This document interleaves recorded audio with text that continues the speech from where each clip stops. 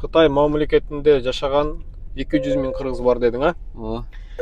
200 миңдей кыргызды азыр биздин Кыргызстанда көп ойлойт да.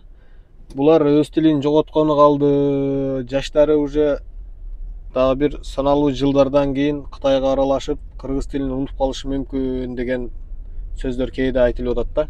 Кандай ойлойсуң? Ал сөзгө ишенбейм да менчи. Ал анткени мына мени эле көрүп атасыңар, жакшынакай эле кыргызчамды унутпай эле. Силерден жакшыраак сүйлөйм, чындап келгенде кыргыз тилинчи.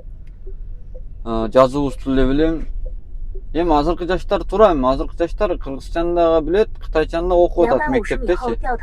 Эми ойлосоң, баягы бизде бир сөз бар да. Сокурдун шаарына келсең, бир көзүңдү кысып ал дейт. Сен ушул мамлекетте жашап атасың да. Бул мамлекетте жашагандан кийин ушул мамлекеттин койнунда жашап атасың. Ушул мамлекеттин аш туусун ичип атасың. Бар жок нерсени мамлекеттен көрүп атасың. Эми ал тилди үйрөнүш керек да. Туурабы? 1,5 миллиард Кытай эли жашаган Жунхуа, биздин Жунхуа мамлекетинде, Жунгу мамлекетинде. Эми 200 миң кыргыз алардын тилин үйрөнүш нормальный жумуш да. Мисалы, аны алып ачсам 7,5 миллион, 7 миллион жашаган Кыргызстанда орус тилин эле үйрөнүп атпайсыңар. Ошого окшош жумуш да. Эмне үчүн орус тилин үйрөнөсүңөр деген сөз бар мендечи. Россияда жашабайсыңар да. Кыргызстан бир эгемендүүлүккө ээ бир мамлекет. Эми үйрөнсөңөр болот. А бирок ошо кыргызчаны түшүнүрөөк сүйлөй албагандар да бар экен да азыр. Ага эми бир нерсе деп айта албайм. Балким эми ар бир адамдын өзүнө түштүк. Өзүнүн ой максаты болушу мүмкүн. Элге эми андай кылба, мындай кыл деп айткалы эле болбойт. Эми мен баягы жүрөгүмөн чыккан жакшы сөзүмдү айткым келет да. Бир мамлекет болгондон кийин кыргыз мамлекетинин нерселерин жакшылап сыйлаш керек, баалап билиш керек деп ойлойм. Мен ушул эмге келип азыркыча ушул ою чүйүү мисалычы Кыргызстан. Силер Кыргызстандан чыгарат, Инстаграмдан көрөм, биздин торлорго эле чыгарат көптөрүчү, биз тарапка сайттарга. Ою чүйүү, анан жанакындай шырда кыргызча кийимдер болсо аябай жакшы көрөм да. Мага өтө жагат да. Ошондо 200 миң кыргыздын азыркы жаштары бүт бардыгы эле кыргызча жакшы билет экен да. Кыргызча билет ооба. Биз мындай чыныгын алып айткандачы, балдарыбыз эми кытайча окуган менен мектепте үйдө кыргызча эле сүйлөйт. Кыргызча эле биз үйрөтөбүз. Менин кызым эле өзүм көрдүм да, менин жанымда. Мына барып келип канча убакыт болду. Кызым эле ушул жакта окуйт Кытайлар менен. Дүнгөндөр бар, алар менен бир мектепте. Бир жалгыз кыргыз. Эми кызым эле үйгө келсе кыргызча үйрөтөм да, кыргызча сүйлөтөм, өзүң эле байкап атасың, кыргызча эле сүйлөйт кызым, туурабы? Ошондой эле жумуш да. Ал эми баягы өзүбүздүн тарбиядагы маселечи. Үй бүлөнүн тарбиясы да өтө жакшы болот бул жердечи. Ата эненин тарбиясы да өтө чоң роль ойнойт, чынын айткандачы. Калаймакан баягы үйгө келгенде сен балаңа кытайча сүйлөсөң, ал кытайлы болот да негизи. Мейли мектепте үйрөнсүн деген билим, кийин аса катат. А бирок үйгө келгенде өзүнүн тилин да унуттурбаслык керек. Биз ата эне болгондон кийин ошого биз карашыбыз керек да. Баланын эң чоң тарбия таалим бере турган мугалими ата энеси болот да негизи. Ал мектептен мугалимдерден эле үмүт күтүштүн кереги жок. Жаш муундар эмес, анча-мынча чоң агалар, эжелер кыргызча билбегендер дагы бар да. Кыргызстан Россиянын кол астында жүргөлү канча жыл болду, ошону ойлосоң болот. Канча жыл Россиянын өзү эгемендүүлүккө болбой жашап жүрдү, ошону ойлосок болот да негизичи, биринчиден. Аны туура түшүнгүлө болот эми баягы сен ким менен жүрөсүң, чөйрөңдө ким дегендер ошол таасир кылат да адамзаткачы.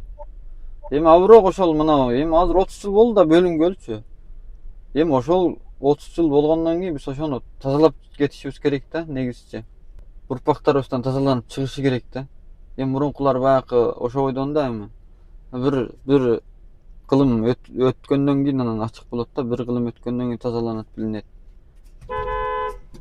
Сен азыр группалардан, комментарийлерден орусча жазгандарды көргөндө жиниң келип калат. Жиниң келгениң ошодон экен да. Ошончо кыргыз мамлекети болуп туруп булар эмнеге орусча сүйлөйт деп кээде айтып каласың го. Мен эми идеямды ойлойм да, оюмду ойлойм да, менчи эмне үчүн мен кыргыз, силер кыргыз, эмне үчүн биз кайтадан ошол башка тилде сүйлөшүшүбүз керек?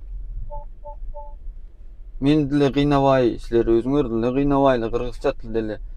Эми жазганыңар дагы чынын айтканда жанакы арыптар деле өзүң билесиң 左 да. 转，随后100米到达 Туурабы? 目的地。 Алар деле ошо орус тамгасынан келген, чынын айткандачы.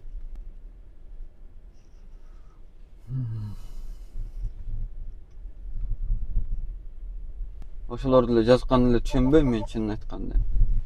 Кыйналып кетем да менчи өзүм делечи. Анан кегечте жатып алып ойлойм, эмне үчүн кыргыздар бири-бирибиз менен сөз түшүнүшпөйбүз, эмне үчүн башка тилде бири-бирибизге сүйлөшөбүз деп.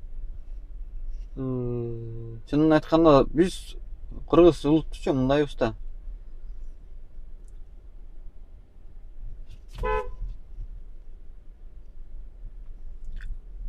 Башка улутка кыргызча, мисалы өзбекти көрсөк өзбекче сүйлөйбүз. Орусту көрсөк орусча. Кайсы улутты көрсөк ошонун тилинде 随后 сүйлөйбүз. 60米左转，经过第一路口， А бирок алар неме кылбайт да, алар эмне үчүн кыргызга келип кыргызча сүйлөбөйт? Эмне үчүн? Эмне себептен? Алар өзүнүн тилин айтып, балким кыргыз тили андай оңой болбошту мүмкүн үйрөнгөнгөчү. А бирок ошол өзүнүн тилин жоготкусу келбейт деп ойлойм мен алардычы. Алар оюнда ойлойт, эмне үчүн жанымды кыйнап мен булардын тилин үйрөнгүдөйм дейт. Ал анткени биз аларды биз кыргыз тилин үйрөн деп биз кыйнабадык да. Өзүбүз эле түшүп кетип атабыз да, кыргыз эли ошондой жоо ошондой момунелик эмес да. Баары жака көнүп кеткенчи. Мына Дордой базарын билесиң да, Кара суу базарын. Ооба, угуп жүрөм мен баары эле. Дордой базарында, Кара суу базарында 2-3 жыл барганына 2-3 жыл болуп калган кытайлар бар. Бир кыргызча билбейт. Ошолорго биз барып жалпаңдап, жагалданып, ошолордун тилин чала-була үйрөнүп, ошолорго түшүндүрүшкө аракет кылабыз да. Бирок эң өкүнүчтүүсү 2-3 жылдан бери ошо кытайлар бир кыргызча сөз билбейт. Аралаштырып орусча сүйлөйт да. Неге кыргызча үйрөнсө болбойт олар? Же биздин өзүбүздөнбү? Же кыргызча сүйлөгөн уятпы? Таң каласың да. Уят эмес, негизи мен ойлоп көрдүм бул. Кытайча түшүнбөй, орусча түшүнбөй туруп алсаң, олар үйрөнөт эле жок. Ооба эле керек эмес да. Алар кыйналбады да, байып ойлойт да, Орто Азияда эме баягы орусча сүйлөсөк эле угат бизди деп элечи, орусчага күчөп алганда. Жүрө берет анан ошо. Биз барып аларга орусча сүйлөй беребиз. Эми ал жумуштар аста-аста неме болот да, сен экөөбүз деле бул жумушка баш ортуп, бир жумушту эле бир нерсе башына алып чыгыш дербиз да негизичи. Эгер кыргыздын саны өзбекке окшош, казакка окшош, башка улуттарга окшош бир 15-20 миллион болгондо ошондо өтө сонун жумуш болмок да. Ошондон элдер сенин тилиңди үйрөнөт да. Ошондон муктаж болот. Переводчик алдык, котормочу. Өзүң көрдүң го? Ошонун ичинен бүт өлкөлөрдүн тилдери бар экен. Казак, өзбек, орус, кыскасы бүт өлкөлөрдүн тилдери бар экен. Кыргыз тилин таппай койдук. Ооба. Кыргыз тилин таппай койдук. Сурадым го ошо Кытайдан. Эмне үчүн кыргыз тили жок десем, кыргыз тили деген өтө кичинекей тил деп атат. Уктуңбу? Анын киргизине кереги бар. Мен ачым келди, киргизине эмне кереги бар дейт. Ачым келди да. Кайда өзү ошол Кытай, Кыргызстанда окуп келген Кытай экен, туурабы? Бишкекте окуп келген экен. Бишкекте окуган Кытай экен. Кайта ошол Кыргызстанда 2-3 жыл окуган адам ошол сөздү кылып атат. 经过第二路口，随后立即左转。Байкасак болот, биздин кыргыз тили өтө эле мындайчы. Кичик да. Кыргыз улуту дагы өтө мындай элге мындай таасиры аз болуп калды да. Ошого биз манас атабызды жоготпостук керек да, калай айтарым. Ошол переводчиктерге, роботтарга кыргыз тилин киргизейин деген бир ойлонгон адам жок окшойт менимче бизде Кыргызстанда. Билбейм. Өзбекстандыкы, Казакстандыкы бүт Кытайдын роботторунда деле киргизилиптир системасыначы.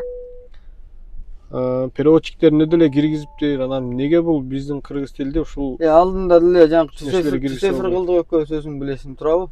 Ошондо бирөө эмне деп жазды? Чыгып алып цифрге. Биз машиналардын программасын орусчага которуп беребиз дейт. Эмне үчүн Кыргызстанда туруп, эмне үчүн орусчага которот? Кыргызчага которсо болбойбу? Же Кыргызстанда ошо бир программаны кыргызчага кылып мындай которуп иштеткиле адам жокпу? Билимдүү жокпу деген, бир кыргыз мамлекетинде. Ошону ойлогум келет. Менчи негизи чынын айткандачы. Эмне үчүн деп. Эгер мен Bilbeyim, men programmist emesmin çynyn aytkanda. Eger men bilgende oşonu kılmakmın da. A bir oşo bilgenler köp da, alar üçin kılbayt degen oý bar da mende. Sende Kırgızdın kanı var eken, patriotçuluk sende kiçine olsa da var eken, ança towarlarga kırgızça жаздырып turup Kırgızstanга salып atasyň go, görüp atabыз. Kıtayda turup towarlarga kırgızça жаздырып Kırgızstanга salып atasyň. Malades. Kırgız tiline kiçine olsa da oşol salym goşgonuň da seniç. Ol baqy Tırnakday olsa da salym goşgonuň. birikçilikde jan, ba jalgysatyn çaňy çykpayt deyt. Men jalgys adam eştekildi kıla albaým, men baqy özümdün göňülümde özüm, 左 ýüregimde 转，随后özüm 50米 ýüregimde 左 özüm 转， goş kılam, andan başka jumuş jok mende hiç özüm. Şol şunu kılıp albadym, kyrgızça jastyryp aldym, özüm goş bolup kalam çynyn aytkanda.